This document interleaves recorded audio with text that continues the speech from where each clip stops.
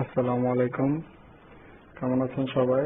আশা করি ভালো আছেন। আমি মহিউদ্দিন শান্ত আপনাদের সামনে হাজির হয়েছি একটি ভিডিও নিয়ে, যে কিভাবে আপনারা হোমমেড ইনকিউবেটর তৈরি করবেন। আমি শখের বশে অল্প কিছু কোয়েল পালন করেছিলাম এবং ইচ্ছে করছিল যে এই কোয়েলের ডিমগুলো থেকে আমি বাচ্চা উৎপাদন করব। তাই নিজের প্রচেষ্টায় এবং অনলাইনে বিভিন্ন সোর্স থেকে কালেকশন করে একটি ছোট ইনকিউবেটর বানিয়েছিলাম এবং সেটি থেকে সাফল্য পেয়েছিলাম। এখানে আমি প্রাথমিকভাবে 28টি ডিম দিয়েছিলাম, যেখানে 24টি ফার্টিল ডিম ছিল এবং সেখান থেকে 19টি বাচ্চা হয়েছিল। তো আপনারা, আমি এটি পোস্ট করার পর অনেকেই জানতে চাচ্ছেন যে এটা কিভাবে আমি তৈরি করেছি, কি ম্যাটেরিয়ালস ইউজ করেছি, কত কস্টিং হয়েছে। তো এই ব্যাপারগুলো আপনাদের সাথে শেয়ার করব। তো আপনারা দেখতে পাচ্ছেন আমার সেই ইনকিউবেটরটা, এটা আসলে তেমন কিছুই না, সাধারণ একটি জিনিস। তো এটা একটি প্লাস্টিকের বক্স আমি ব্যবহার করেছি, যেটা মাছের জন্য ব্যবহার করা হয়। বড় বড় মাছের ফ্যাক্টরিগুলোতে ব্যবহার করা হয়। সেখান থেকে তাদের ব্যবহারের পরবর্তী এটি কিনে নিয়েছিলাম সেখান থেকে। তো এটার উচ্চতা, বক্সটার আয়তনটা আমি বলে দিচ্ছি। এটার উচ্চতা হচ্ছে 26 ইঞ্চি, নিচের থেকে উপরে 26 ইঞ্চি এবং ভেতরে জায়গা আছে 2 ফুট 24 ইঞ্চি।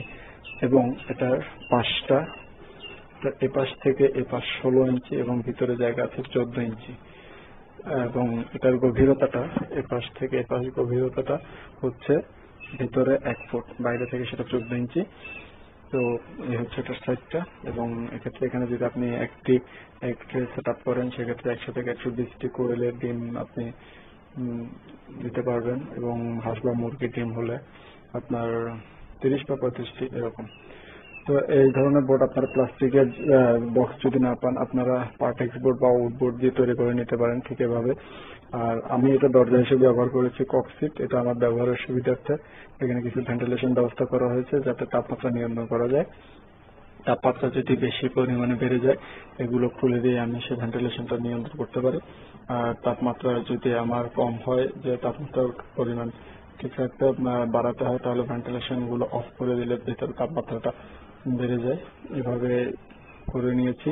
যদি প্রয়োজন হয় আরো উইন্ডো করে নেওয়া যায় ছোট ছোট, যখন যে কটা প্রয়োজন খোলা রাখবেন, অফ করে দিবেন, এই ধরনের। আর আপনারা যদি পার্টেক্স বোর্ড দিয়ে বক্সটা বানান, সেক্ষেত্রে পার্টেক্স বোর্ড দিয়ে আপনারা দরজা তৈরি করতে পারেন। তো সেক্ষেত্রে ভেন্টিলেশন ব্যবস্থাটা হয়তো আপনাদের জন্য টাফ হয়ে যাবে, যেহেতু এটা সম্পূর্ণই ম্যানুয়ালি ব্যবহার করতে হবে এ কারণে। আর এটার ভেতরের অংশটা আমি এবার দেখাচ্ছি। এটার দরজাগুলো খুব সহজে খোলা যায়, যে আমি যেভাবে খুলে দিচ্ছি, খুব সহজে এটা খোলা যায়, আবার খুব সহজেই এটা লাগানো যায়। এখানে দেখতে পাচ্ছেন ভিতরে একটি বাল্ব জ্বলছে। বাল্বটা আসলে এই মুহূর্তে এখানে 40 ওয়াটের একটি বাল্ব জ্বলছে। যেটা আপনার 40 ওয়াট বা 60 ওয়াট, যেটা আপনার প্রয়োজন হয় আপনার সঠিক তাপমাত্রার জন্য, আপনি সেটা ব্যবহার করতে পারেন। আর সঠিক তাপমাত্রাটা আপনাদের মনে হয় অনেকেরই জানা আছে, যাদের জানা নেই তাদের জন্য বলছি। সঠিক তাপমাত্রাটা হচ্ছে 36.5 ডিগ্রি টু 37.5 ডিগ্রি সেলসিয়াস এবং 98 থেকে 100 ডিগ্রি ফারেনহাইট। এটা আপনি ডিম থেকে বাচ্চা উৎপাদনের জন্য সঠিক তাপমাত্রা। এর থেকে যদি সামান্য আপ ডাউন করে মাঝে মধ্যে, সমস্যা না, তবে আপনারা চেষ্টা করুন সবসময় এই তাপমাত্রা রাখার জন্য। এখানে দেখতে পাচ্ছেন যে নিচের থেকে 6 থেকে 8 ইঞ্চি উপরে বাল্বটা স্থাপন করা হয়েছে, একটা বৈদ্যুতিক বাল্ব হোল্ডারের মাধ্যমে, যেটা তার বৈদ্যুতিক তার অংশটা পিছন দিক থেকে নেওয়া হয়েছে। এবং তার ঠিক 12 ইঞ্চি উপরে আমার এই ট্রেটা সেট আপ করা, এই ট্রে, যেটা 12 ইঞ্চি উপরে এটা দেখানো হয়েছে।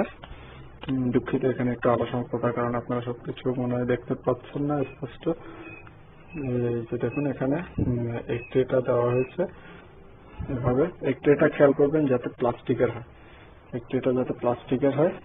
এবং এক্ষেত্রে লোহার বা তারের কোনো ট্রে ব্যবহার করবেন না, সেক্ষেত্রে সেটা ওভারহিট হয়ে ডিমে সমস্যা হয়ে যেতে পারে এবং বাচ্চা মারা যেতে পারে।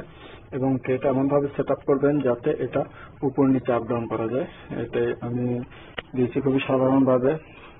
এখানে প্রথমে লোহার রড দিয়ে এটি ছিদ্র করে, প্লাস্টিক বক্সে ছিদ্র করে অ্যাটাচ করা হয়েছে। এই রডটা আবার বের করে ফেলা যায়। এটা চাইলে উপরে আরো ছিদ্র আছে, সেখানেও সেট আপ করা যায়। 1 ইঞ্চি পরপর 2-3টে স্টেপে, এখানে 1 ইঞ্চি পরপর 3টে স্টেপে, এখান থেকে উপরে 1 ইঞ্চিতে একটা আছে, এবং তার উপরের 1 ইঞ্চিতে আরেকটা আছে, এভাবে 3টা স্টেপে সেট আপ করা যায় এটা। তো এটা কারণটা হচ্ছে যাতে আপনি সঠিকভাবে তাপমাত্রাটা নিয়ন্ত্রণ করতে পারেন। যখন যেখানে আপনি পারফেক্ট তাপমাত্রা পাবেন যে সেটআপে, সেই সেটআপে আপনি এটা সেট আপ করবেন এবং এটা সেট আপ করার পর আপনি এটাকে 2-1 দিন অবজার্ভ করবেন যে আপনার তাপমাত্রাটা কিভাবে সঠিক থাকছে। এটা আপনার দিনে এক সময় এবং রাতে এক সময় তাপমাত্রা থাকবে এটা।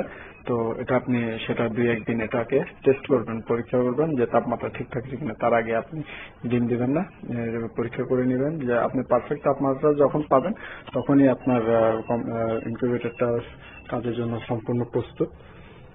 আর এটা যখন ডিম দিবেন তখন এখানে নিচে পানি দিবেন, ফুটন্ত পানি ঠান্ডা করে যে কোনো একটা পাত্রে এর নিচে পানি দিবেন।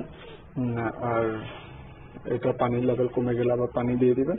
আর ডিম দেওয়ার পর প্রতি 6 ঘন্টা পর পর ডিমগুলোকে টার্ন করে দিবেন, কারণ টার্ন যদি করে না দেন তাহলে আপনার ভ্রূণ ডিমের সাথে লেগে যেতে পারে। সেক্ষেত্রে আপনার টার্ন করাটা জরুরি। এবং 15 দিন যাবত এভাবে হাত দিয়ে নাড়িয়ে ডিমগুলো টার্ন করবেন এবং 15 দিন যাবত এভাবে আপনাকে ডিম টার্নিং করতে হবে। 15 দিন পর আপনার টার্নিং করার প্রয়োজন হবে না। কোয়েল পাখির ডিমের ক্ষেত্রে, অন্যান্য ডিমের ক্ষেত্রে যেমন মুরগির ডিমের ক্ষেত্রে, মুরগির ডিম 21 দিনে বাচ্চা ফুটে বের হয়, সেক্ষেত্রে আরো বেশি কয়েকদিন পর্যন্ত টার্ন করতে হবে।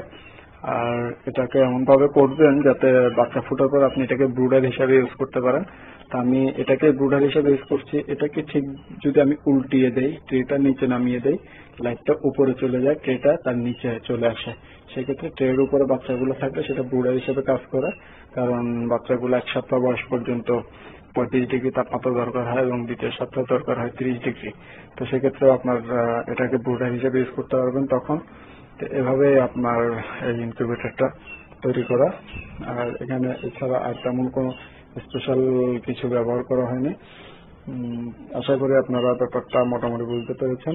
আর আমার এখানে আমার ভিডিও কোয়ালিটিটা কতটুকু ভালো হয়েছে আমি বলতে পারছি না, কারণ আমার তেমন হাই ফরম্যাট ক্যামেরা না থাকার কারণে আমি তেমন ভালো কোয়ালিটির ভিডিও আপনাদেরকে দিতে পারছি না। যতটুকু আমার পক্ষে সম্ভব হয়েছে আমি সেটাই দিচ্ছি।